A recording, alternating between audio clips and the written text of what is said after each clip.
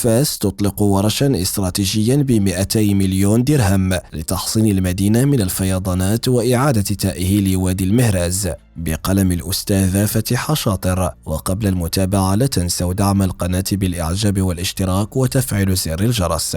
تشهد مدينة فاس في الآونة الأخيرة انطلاق أحد أهم الأورش الهيكلية ذات البعد البيئي والحضاري، ويتعلق الأمر بمشروع تهيئة وادي المهراز الذي يندرج ضمن رؤية شاملة تهدف إلى معالجة إشكالية الفيضانات التي ظلت لسنوات طويلة تشكل تهديدا حقيقيا لعدد من الأحياء والمناطق الحيوية بالمدينة. هذا المشروع الذي رصد له غلاف مالي يناهز 200 مليون درهم لا يقتصر فقط على الجانب الوقائي المرتبط بحماية الساكنة والممتلكات، بل يتعداه إلى إعادة تأهيل مجال حضري واسع وتحويله من نقطة هشاشة إلى رافعة للتنمية وتحسين جودة العيش. وتعد الفيضانات من أبرز التحديات التي واجهتها مدينة فاس، خاصة بحكم موقعها الجغرافي وطبيعتها الطبوغرافية، إضافة إلى التوسع العمراني المتسارع الذي عرفته خلال العقود الأخيرة، والذي زاد من الضغط على شبكة تطهير السائل والمجاري المائية الطبيعية. وقد تسببت التساقطات المطرية القوية في عدة مناسبات في غبر بعض المناطق،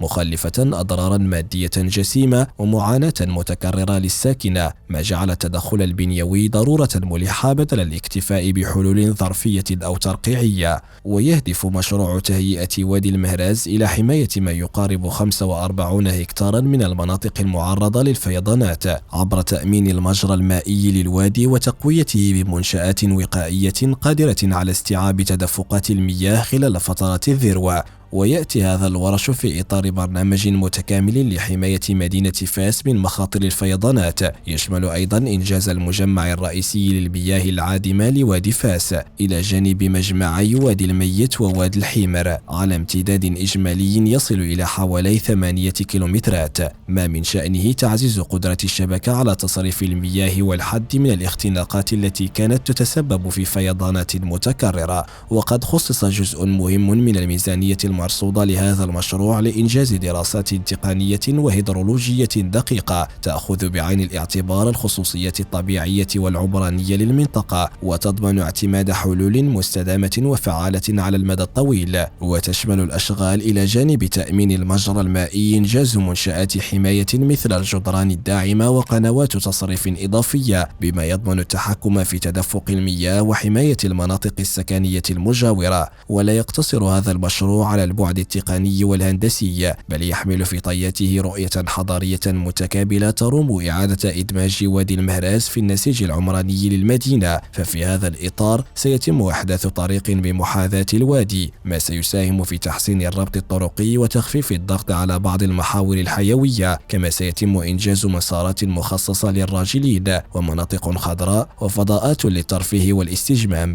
مجهزة بالإنارة العمومية ووسائل المراقبة، بما يحول الوادي من مصدر خطر وإزعاج إلى فضاء مفتوح يخدم الساكنة ويعزز جمالية المدينة. وينتظر أن يساهم هذا التحول في تحسين جودة العيش بعدد من الأحياء المجاورة لوادي المهراز، من خلال توفير فضاءات آمنة للتنقل والترفيه والحد من المخاطر البيئية والصحية المرتبطة بتجمع المياه العادمة أو ركودها. كما يرتقب أن يكون للمشروع أثر إيجابي على المستوى البيئي عبر تحسين النظام الإيكولوجي المحلي والحد من التلوث، وتعزيز دور المساحات الخضراء في التخفيف من آثار التغيرات المناخية داخل المجال الحضري. ومن المرتقب أن تمتد مدة إنجاز هذا الورش على حوالي 2 سنين، وهي فترة تعكس حجم وتعقيد الأشغال المبرمجة وتستلزم تنسيقا محكما بين مختلف المتدخلين من سلطات محلية ومصالح تقنية وشركات مكلفة بالإنجاز.